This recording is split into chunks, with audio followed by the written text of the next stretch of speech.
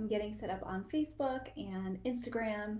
And I don't know what it is with Facebook recently, but whenever I actually hit the button to go live, it like zooms in on my face.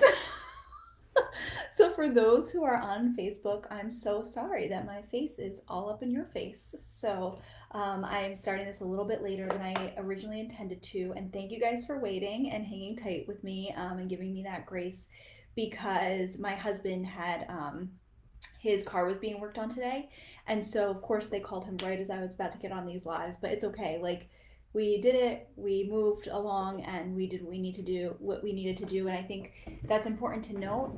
Something that one of when I was in like coaching in my group coaching program last night, we had a guest expert, and she, mentioned, this is your business, and you get to be flexible in it. And sometimes we're like so rigid with our schedules, regarding our businesses, and we don't need to be necessarily. So I just figured, you know what, I was gonna record this on the first half hour of my lunch break, and now I'm just recording it on the last half hour of my lunch break, and that is fine. So if you follow me on Instagram, if you're here on Facebook, and obviously you guys are here on Instagram, I published a little survey yesterday on Instagram that said basically like when you think of the term professional photographer, what do you think of? What aligns most with that descriptor? Um, and so the answers for that question were consistent images, years of experience, solid online presence, and lots of gear. So having like a good gear catalog, a good gear collection. And I was kind of surprised by the answers. And I think that a lot of you actually might be surprised by the answers as well. So I think there are portions of this that might pertain to, being considered a professional photographer, but there was one top answer. And so the lots of gear, the answer was nothing. I got no answers for that, which is so interesting because so many of us think that when we're photographers, we need to buy all this like fancy, amazing equipment. And that's actually not what the respondents said. And what was interesting for the respondents that did respond, they were people that were both photographers and clients and other people in general, other vendors in the wedding industry, and just people, right? And so there was a good mix of worldviews in that group. And then the next up was solid online presence, which was only 8% of the respondents. And then years of experience was only 24%, which is so interesting, right? So many of us don't allow ourselves to chase our dreams because we think we need more experience than we actually do. But the one that was the top response, and that got 72% of the responses, was having consistent images. And so I wanted to go into what these responses teach us because I think there are old or wrong or incorrect or maybe like narratives here that only show half of the actual expectation, half of the actual answer. And so here's what I think this teaches us, and what I think we really need to pay attention to as new photography entrepreneurs. So, number one, gear collection doesn't matter. It doesn't matter. Finished products do. And I want to highlight that because if you know that you can create a consistent, beautiful, finished product, even with a camera that is like older than you want it to be, that's all that matters. If your finished product is gorgeous, consistent, that's all that matters. I remember in the past I've worked with some people that have been like, I don't want to actually start my photography business until I have a better camera. And while I do think that's a great goal and I don't think there's anything actually wrong with that goal, it doesn't need to be at the forefront. What needs to be at the forefront is how are you producing end results that are consistent and that make people stop and notice, right? Something else that I think these responses teach us, is that online presence is important, but it is not obsession worthy. So you guys know that I love Instagram. I love social media. I think it's fun. I think it's a great way to build your business. I think it's a great way to build community, but it's not obsession worthy for us. I think having a presence online whether it's through website or social media, is important in different ways. But that doesn't mean it's the be all and end all. You know, like if you're creating beautiful, amazing end products and you don't have a perfect website set up yet, or you don't have a perfect Instagram set up yet, as long as your work is consistent, it will speak for itself and you'll gain clients through that. Um, Image quality allows us to encourage people to keep looking, you know? So we want to have an online presence to kind of open the door. But if we create a solid, consistent end product, it's going to keep people basically at our table. It's going to keep people thinking of us at the forefront. It's going to keep people remembering us when they decide that they need to have certain milestone events captured by a photographer. There are so many people that have told me, hey, I know your work before I even see your caption on Instagram because I know you and I know your consistency. And sometimes it takes time to get to that consistent level of image quality creation. But that doesn't mean that you can't get there. And that also doesn't mean that there aren't like that is, you know, the be all and end all. It doesn't mean like just because you're not there yet that you shouldn't keep going, right? I think this also teaches us, these responses teach us experience level determining professionalism is a false or old narrative. I think this narrative came into the photography community way back when, you know, when people had studios, when people were using film primarily. So it made sense to, you know, look at years of experience, look at establishment, like, you know, how long has this person been established for? Because film is, you know, a much trickier beast than digital, right? And so it made sense back then, 20 years ago, to be looking at years of experience. But it doesn't necessarily mean this now. Right now, what this tells me is that years of experience is a value add. It's like a nice little like cherry on top. So like if you create consistent images and they're gorgeous and they're beautiful and people want to hire you for them, and you have a few years under your belt of doing weddings or something of that nature, whatever you specialize in, then that's just the cherry on top, right? Years of experience is helpful, but it's not the be all and end all. Nobody cares how long you've been in business if your work is consistent and it's consistently gorgeous. People don't care. They just want to hire you because they can see you in their images. They want to envision them, or they can see themselves in your images. They want to hire you because when they look at your work, they think to themselves, oh my goodness, I can't wait to be photographed by this person and get photos like this. And the last thing is that this teaches us, based on the responses, that consistency is key, right? If you have inconsistent images, what can you do to make that better? If you have inconsistent images, what can you do and what can you allow yourself to do and what can you give to yourself to create more consistent images? Is it allowing yourself to save up for a course?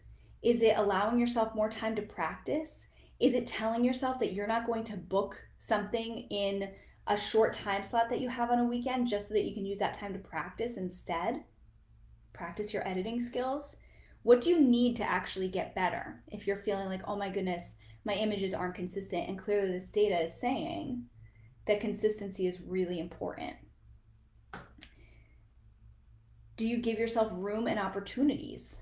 You know, so many of us are like, we don't know why our images aren't consistent. We don't have the opportunity to work on images. Well, I mean, it's different, but if you want to, you can always go outside and take photos of your pets, your family, your garden, right? You have opportunities to take raw images and learn how to edit them properly. It's just you have to carve out that time to do it.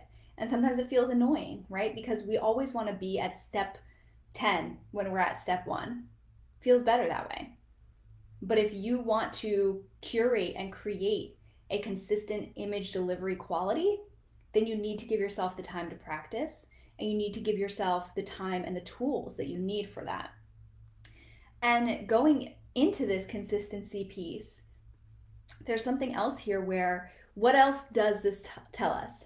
So we already know that people don't really care about how long you've been in the game. People don't really care about how much gear you have. People don't really care about your online presence, but they do care about the end product. And within the end product is also the client experience, which we're not going to get into that, but within that is that as well, because there's a piece of this that when somebody creates their images and somebody looks back at the images that you've created for them, you want them to look back and be like, I love these images and I love the memory this gives me. Not only of the milestone, but of the experience that I had with my photographer. You want people to look back and say, oh my gosh, like, what a good day we had with our photographer. She was awesome. She took such good care of us. She knew what she was doing. She made us feel comfortable, you know? Because if somebody feels awkward, even if they don't look awkward, they will look at their images and think they look awkward. And so it's really important to note that as well. Not only does the end product of your images need to be consistent, like color, tone, cropping, whatever, angles, whatever, has to be consistent. But the experience that you give also needs to be consistent, so that when people look at these images, they see above and beyond and behind what the image itself actually shows. So maybe they're sending these images out for a save the date and they're like so excited because their family's going to see them. But when they look at the images, they remember you. That's sacred. That's sacred and beautiful work. That you would give yourself to these other people in such a way that it made them feel so good remembering their time with you.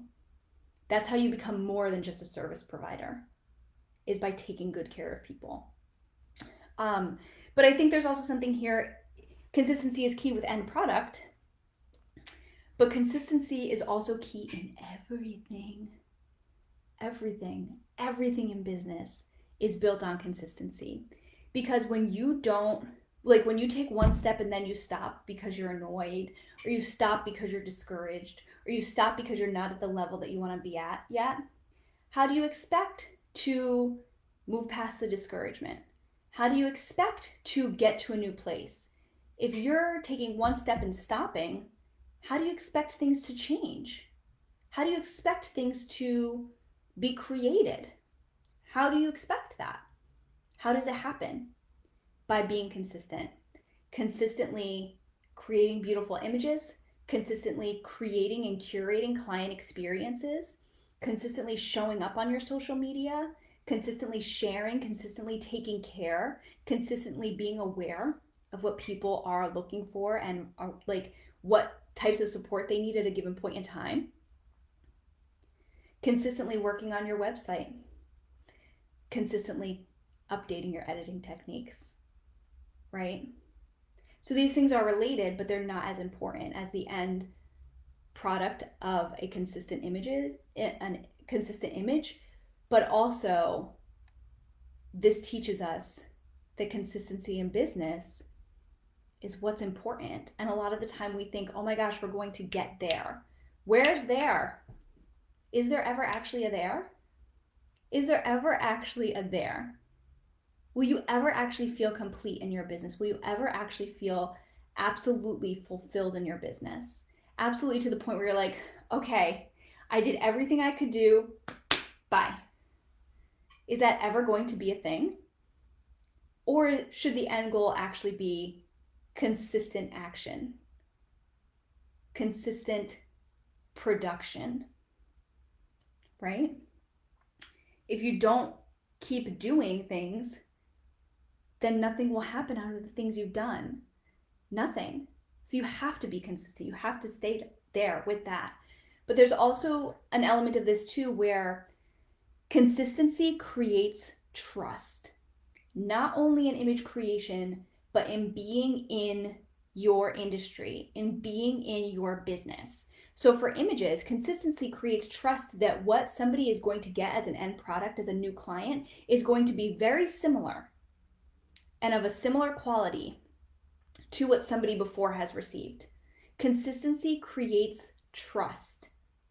And not only is that true with image creation and image editing and curation, but it's also true of showing up in your business. It's also true of showing up online. Consistency creates trust. There have been a few things that I've noticed, especially like post-pandemic, that people, as soon as they realized, oh my gosh, weddings are not going to be our main source of income this year. We can't count on weddings to be our main source of income this year as photographers. Automatically, people were like, I'm going to offer mentoring sessions. I'm going to offer coaching sessions. And I think that is excellent pivoting, but how consistent is it? Because in March, you could see everybody and their mom being like, I'm going to offer mentor sessions. I'm going to offer one-on-ones. Sign up for a Zoom call with me, right? Every single day you were bombarded with it in March. Where are those people now? I would bet money that at least 75% of them are no longer marketing those things. They may still offer them, but they're no longer mentioning them. And would you hire them? Knowing that in March, it was priority. But now, during what we have of a somewhat of a wedding season, when it is actually kind of busy for us now, are they still offering these things? Are they still consistently marketing these things? Are these things that you can easily find information about? Do you really want to hire somebody who is inconsistent?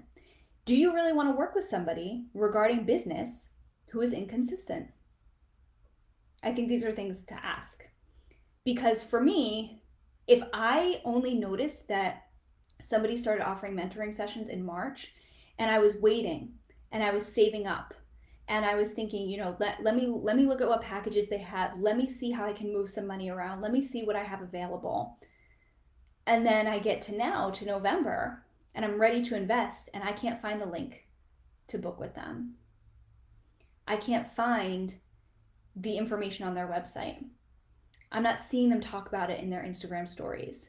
Then I would think to myself, are they even still offering this? Is this even still a thing?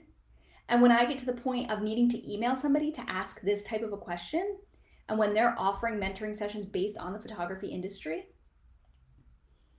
I don't want to work with that because that sets a bad example, sets a bad precedent.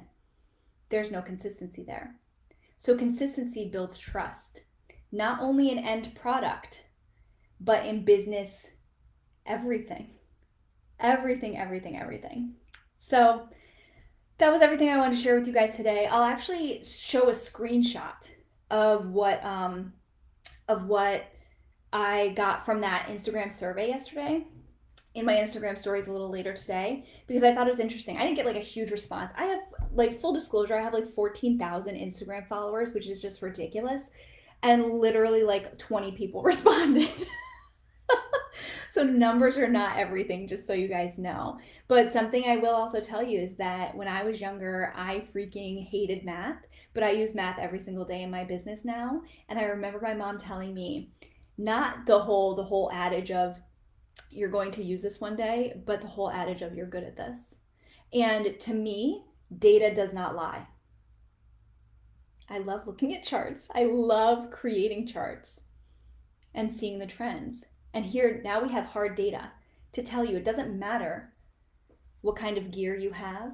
It doesn't matter how much of an online presence you have or how curated necessarily. Not how much, but how curated your online presence is. And it doesn't matter, what was the other one? I forgot. It doesn't matter the years of experience. What matters is your consistency. Your consistency in your end product and the consistency in how you show up for your business. All right. If you guys are ever curious about anything that I talk about, you can always shoot me a DM after. That's totally fine. And I do also have a free newsletter list. If you're interested, just shoot me a message. I hope you all have a great day. Bye.